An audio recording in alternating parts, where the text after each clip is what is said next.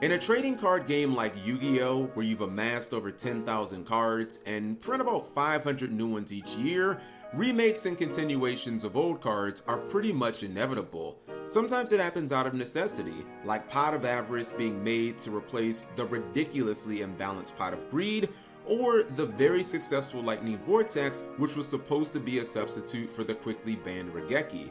When Konami does these retrains right, these cards can become overnight success fan favorites that are often used by meta players and more casual duelists alike. However, on the other side, sometimes Konami gets way too extra, and these remakes and continuations end up being not only mediocre, but wildly disappointing when compared to sometimes the iconic original inspiration. This new series is all about that, examining Konami's biggest failures and disappointments when it comes to retrains, recreations, or a continued theme.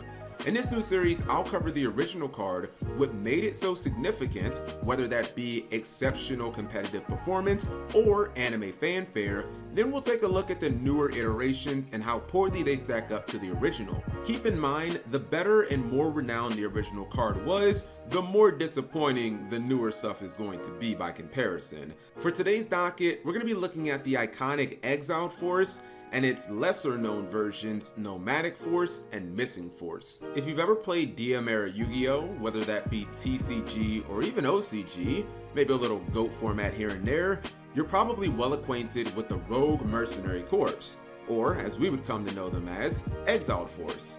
Released in the OCG Struggle of Chaos Core booster set on September 20th, 2001, and nearly 2 years later within Legacy of Darkness for the TCG, Exiled Force was an immediate competitive hit. A pint-sized group of warriors with a near invaluable effect. Exiled Force was 1000 attack, 1000 defense, level 4, and an Earth attribute warrior monster. Ironically, their stats being low actually benefited the card here, which I'll touch on momentarily.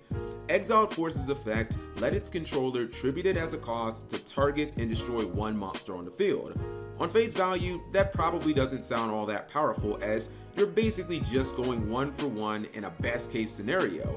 However, Exiled Force worked on 99.9% of monsters in the game at that time, and unlike other popular removal cards at that time, such as Noblemen of Crossout, Exiled Force took out monsters face up and face down, regardless of position.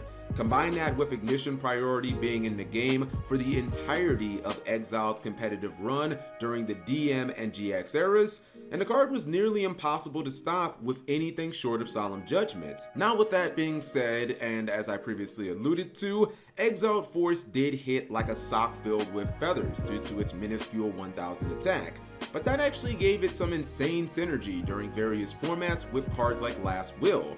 These same combat stats actually made the card highly searchable with Witch of the Black Forest and Sangan in addition to that. During its DM era heyday, it was without a doubt seen as one of the best removal cards in the entire game, even if using its effect cost you the monster itself. The name of the game with a monster like this was utility, and having a card that could take out an opposing boss monster like Jinzo just as easily as it could handle big roadblocks like Spirit Reaper or the OCG's Marshmelon made it incredibly coveted. The searchability of Witch of the Black Forest, Sangan, and Reinforcements of the Army really put the card over the top because it made getting to it far easier than conventional spell and trap cards like Regeki or Ring of Destruction. In fact, Exiled Force would become so popular in competitive decks like Yada Lock, Hand Control, and Good Stuff Beatdown that the card would be moved to limited status less than a year after being released in the OCG on its May 2002 limit regulation list. That didn't stop it from being a competitive mainstay, however, especially in the TCG, where it saw heavy meta play during 2005 and 2006 at the Shonen Jump Championship Series. Exiled Force would eventually, and unfortunately, fall victim to power creep as Konami released more powerful destructive monsters that could wreck entire fields like Snipe Hunter, Dark Arm Dragon, and Judgment Dragon. Ultimately, by the time 5Ds rolled around, it was out of the metagame completely. On the plus side, I'd argue that Exiled Force had an incredible run, especially when you consider just how basic the card was at its core, and the fact that it saw so much competitive play in both the TCG and the OCG. That's why it was pretty exciting when Konami decided to make not one, but two new versions of the card during the Zexal era. Obviously, Konami would have to update and power up the effect, because a monster that ate up your one and only normal summon in exchange for taking out just one of your opponent's monsters probably wasn't gonna cut it anymore. Their first attempt was 2012's Nomadic Force from the Galactic Overlord Core Booster set. The artwork on the card was phenomenal. It was bright, robust, vibrant, and showed our same original 5 warriors seemingly on a new adventure after presumably being exiled or going rogue in the original card. Our band had picked up new weapons and armor on this adventure, but unfortunately had made some new enemies as well, or at the very least gotten themselves into a dire situation. The art and the lore of Nomadic Force was awesome and interesting in my opinion. Sadly, the card was anything but, at least from a competitive standpoint. The level 4 warrior aspect had been taken straight from the original, also the 1000 defense. The effect on the other hand really missed the mark. After destroying an opponent's monster in battle and sending it to the graveyard, Nomadic Force had an effect that would let you tribute it as a cost to destroy an opponent's face-down monster. I guess you could say that tributing itself to destroy an opposing monster was right in line with the spirit of Exiled Force. But for obvious reasons, this was so much worse than the original for its time. While they did give it an extra 700 attack, needing to destroy an opponent's monster in battle and send it to the graveyard to trigger your only effect was already pretty tedious. This worked competitively with cards like Jirak Guaiva in early Zexal because the payoff for that card was another copy of itself summoned straight from the deck and a huge game-controlling Evolzer HC monster. The payoff for Nomadic Force was at best getting a 1-for-1 trade with another monster, which honestly might have been worthwhile if they didn't specify that it needed to be face-down monsters only. This on face value made your removal highly situational and often useless.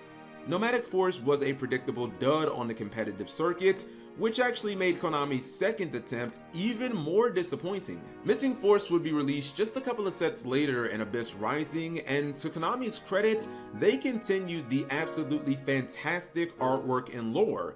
This time around, unfortunately, our band was down bad. They had lost a member at this point, and some in the group appeared to be mentally broken. Even their leader's morale was a far cry from when the journey began, and this card painted a somewhat bleak future for our brothers in arms.